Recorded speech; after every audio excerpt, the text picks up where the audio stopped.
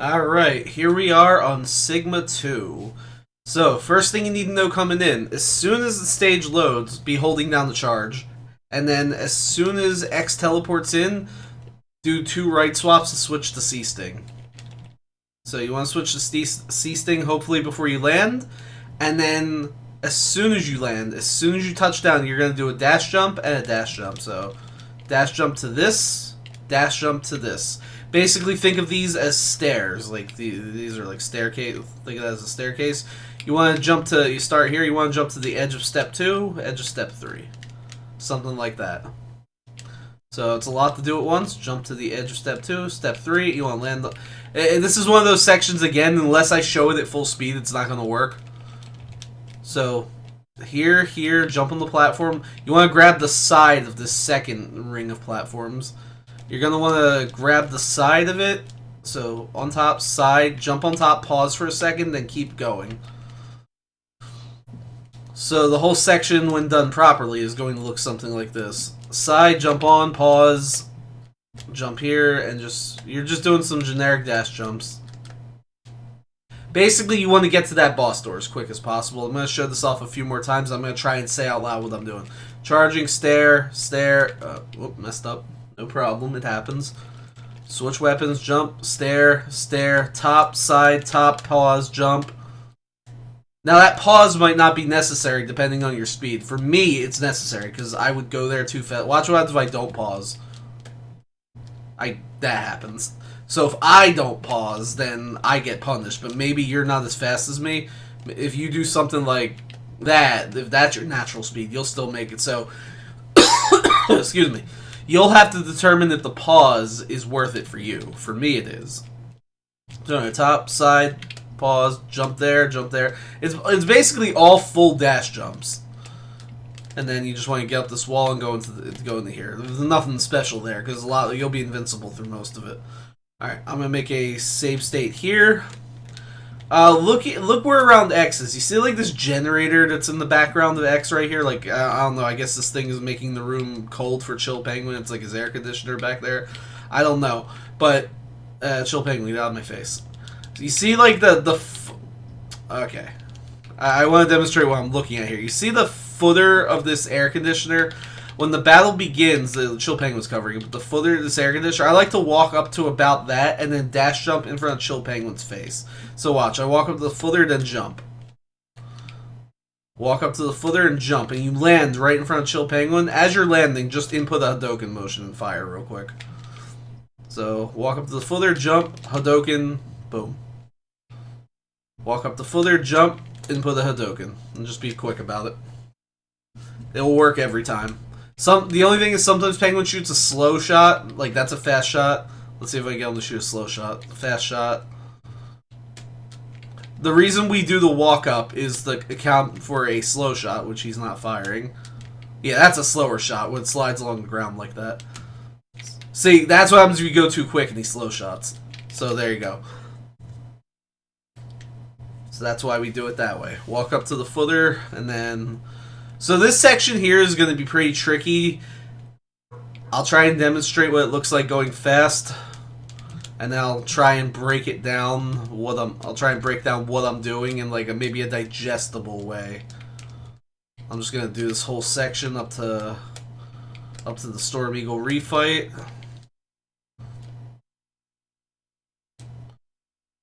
All right. So what was going on there exactly? Let's see. Alright, once you get in this gate, I like to dash up to this thing. Like, not like in the dead center of this thing, but more when X's right foot is on the left of this thing. Like this little rectangle on the ground. Once you're there, jump up here, and you want to kill that guy before he jumps into his mech. Then you're going to jump past him and kill this guy as quick as possible. Like, again, this is another one of those sections that's just...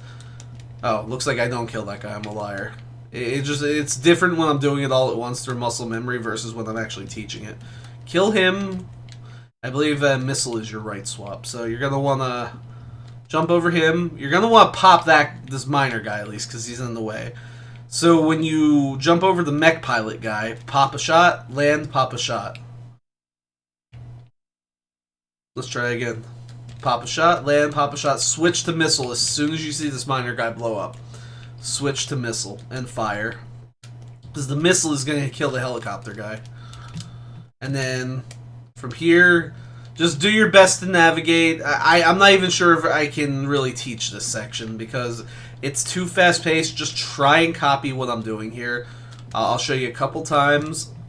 You can just switch back. Just really kill anyone in your way. If you want to make it easier, I'm not sure if you have to kill those last helicopter guys, but I think if you don't kill them, they get in your way. So let me not kill these helicopter guys. Is he going to get in the way or something? Yeah, he gets in the way. So, unfortunately, you are going to want to missile these helicopter guys. It's a little difficult, but it's just missile, pop him, switch back to missile, missile, missile. It's a missile when you get on this platform, and then it's a missile when you jump off the platform. So let's see. Pop, pop, missile, missile on, missile off. And then shoot a missile to finish this guy off. If all is well, you should be able to get up here unobstructed. When you use the missile to kill this guy, be charging. Because you're going to want to do another right swap to C-Sting for this part. So I'll demonstrate it again. Boom, boom. Missile. Missile on, missile off, missile. And here you want to get on the ladder. As soon as you get your C-Sting, just pop it. And you're just simply going on the walls and going up the ladders. There's nothing really special about that part. You could gap jump that part. I'm showing this again, I know. But there's a reason. I'll show you what gap jumping it looks like, but that's a higher level technique that I think is too advanced for this tutorial. Plus I want to show you the missiling one more time. Let's see, can I gap jump anything? Let's see. I can't gap. I apparently suck at gap jumping right now. That's one gap jump. That's another gap jump. Yeah, okay, well, last time I'm showing this and then we'll move on. I'll try and do like the whole section as clean as I can. Missile, missile, hold down your charge. Didn't even get a gap jump. That's a gap jump. That's a gap jump. That's a gap jump. No final gap jump. You don't have to do the gap jumps. You can just climb up the ladders. It makes little to no difference. So here we are on the Storm Eagle boss fight. Alright, here's the trick to this one. Watch the camera's position in relation to Eagle's face. Look at Eagle's face. Ready? You'll notice the screen starts shifting. Right? As soon as the screen cuts Eagle's face off, I would say halfway, do a full dash jump, a dash, and then Hadouken. It should kill him. So watch it. As soon as it cuts off his face, dash jump, dash, Hadouken. Camera cuts off, dash jump, dash, Hadouken. Really simple. Practice it a few times, and if you can't pull that off, just do this. Just get as close to him as you can, and then Hado him. It doesn't make a difference. Try it my way. If you're having trouble my way, then just, you know, do your way. The point is, just get close to him and kill him before he starts flying. He'll always start the battle by flapping his wings. Be holding down the charge right now. Hold down charge, immediately swap right 2 times to get the C-Sting. Climb this ladder. As soon as you climb this ladder, pop the C-Sting, dash, kill that bat. That bat reduces a lot of lag when it dies. And then get in here. It's a really short section here, so like I said, hold down charge after Eagle. And then you're gonna pop that, kill that bat, and just make your way up. You can ignore all the enemies and just get in the boss door. That section, like, it's easy. It requires nothing. Keep your C-Sting on because that's also this boss's weakness. This is the infamous Rangda. One of the most RNG bosses in the entire run. Let me explain how this guy works. He has 3 eye colors. In fact, I think, how long are we in this video? We're about 9 minutes, 20-something seconds in. I'm going to spend 5 minutes or so talking about Rangda. And I'm going to show you, like, different permeations of the battle, I guess. So, he has 3 different eye colors. And I'll list them from best to, I guess, worst. Blue eyes are the best. Blue eyes means they come down wherever, for example, wherever you stand when you see blue eyes, Rangda's blue eye will go there. So I'm standing here, it goes there, right? The next case eyes are red eyes. Now, red eyes can do one of 2 things. Red eyes can stay in their socket and just fire like a tri-blast at you. I'm trying to get some red eyes here. That's a green eye. We'll go over that one last. Show me a red eye. I feel like red eyes are the most rare one, though. Okay, here's a red eye. So that's a stationary red eye that's firing tri-blast at you. Now, there is also such thing as a moving red eye like that fires tri-blast. There's no visual difference between them. And these eyes can spawn in any of the two sockets, too. You don't know what you're going to get. And last but not least, we have green eyes. They always stay in their socket, and they fire one blast. That's it. So, the worst thing to see is green eyes, because you want whatever is his first move, you want the eyeball to come down to you so you can Hadouken it. So look at how much it chunked his health when you Hadoed him. When I Hadoed him. And preferably, after you Hado the first eye socket, the second eye socket also comes down so you can Hado that. That's what we call good RNG. Oops, I messed up. So, if one eyeball comes down, that's okay RNG. If both eyeballs come down and you Hado them, that's amazing RNG. Like, this is amazing RNG. Like, both eyeballs came down, and I killed them both instantly. And now I'll cover the nose. I'll cover the nose in a second. The worst RNG is, for example, if you get a green eye. Like, this is bad right now. If you get a green eye, that's bad RNG. Both eye sockets did not come down. That's the worst you can get. Alright. Where to go from here? Let's talk about the nose. By the way, if you don't get the ideal RNG, you really have to stop and like think for a minute, see what you're going to get. I told you to come into this battle with Sea Sting. That's kind of a pessimistic attitude. Excuse me. It's a pessimistic attitude. I'm preparing you for the worst. Because if you get a bad eye pattern, just you need to start firing away with Sea Sting. Even if like the second eyeball comes down, it really doesn't even matter. So just start firing away with Sea Sting. Now these guys do have hidden invincibility frames, so you just can't just mash them out.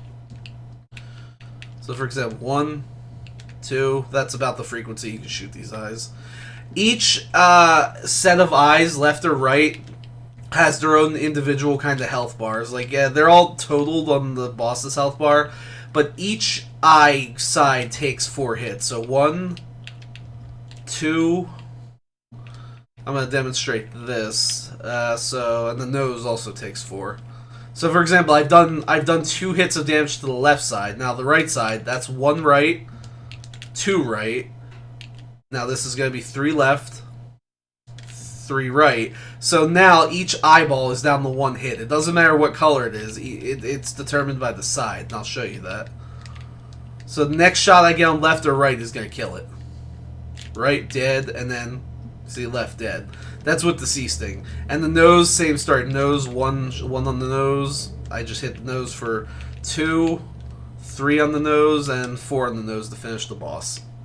So just that's another thing to keep in mind. So that's 1 damage to the right. Alright. There are several situations in this fight, though, that could come up. For example... I'm trying to think if this is a good example. Am I going to be able to kill this eyeball in time? No. So what happens in the case of... yeah, no. Let me show you the nose first, and then we'll go over different situations. So here's how the nose works. You can one cycle the nose, and by one cycle I mean kill it before it it goes back into its resting place. But then the walls in the boss battle are just stuck like this. And you have to fight both sides of eyeballs while not falling into the instant death spikes below you. So when you win the battle, the spikes will go away and then you'll fall. But just be warned that if you're in a situation where you kill the nose first, it will make the battle a lot harder. But sometimes you are forced into that situation. It just sucks. What else is there to cover? As for how to one-cycle the nose... It's very difficult. I guess just watch what I'm trying to do here. I can one-cycle the nose pretty consistently. It's tough. I think I've talked about the eyeballs enough that I could show you only the nose, so I'm going to make a save state there. Alright. As the nose is about to start, I like to be here. I like to put a Sea Sting inside the nose before it officially starts moving. Like, look at this. Should hit. Yeah, that did hit the nose. And Am I going to get it? Ah, unfortunately, I didn't get the last shot in time, but that's okay. I can just do that. Let's see. 1, 2, 3. Oh, didn't get it. Let me see if I can get this. 1, 2, 3, and then 4. Yeah. So this is just a matter of practice. There's no... With the nose, it can either start moving to the left or the right. You don't know what it's going to do, and that kind of changes your strategy. Depending what... it's 100%, so you have plenty of health. I let the nose just hit me, so that way I can take advantage of my invincibility frames, but not a strategy you want to do if you're ever playing any percent. I've learned that the hard way, but I digress. Really, the nose part of this boss fight is just practice one-cycling it. I'm showing you how the one-cycle is done, how it's possible here in a bunch of different scenarios. Like, it goes... The rule of thumb, depending, is you want to you want to start on the side it goes to. Like, it went to the right, so I started on the right. So let's see. It went left, I want to start on the left. But I messed up there. It went left, I started on the left because I let it hit me. It's so hard to say this as I'm doing it. My muscles just know what to do because I've practiced so much. And, you know, that's with anything. Like, this tutorial will give you the basic pointers, but the practice has to come from you. I'll demonstrate it one more time. So I get hit 1, 2, 3, and 4. So anyway, I hope that was the best I can do. That was the best I could do to teach you Sigma 2, especially Rangda, because Rangda's kind of an involved boss. Again, since this is the Sigma stages, all you have to do is exit the stage. And, you know, when it comes to, you'll probably see the password screen or whatever, just hold down just keep mashing, and you'll automatically go into Sigma 3. So here's Sigma 3, and I'll see you in that video.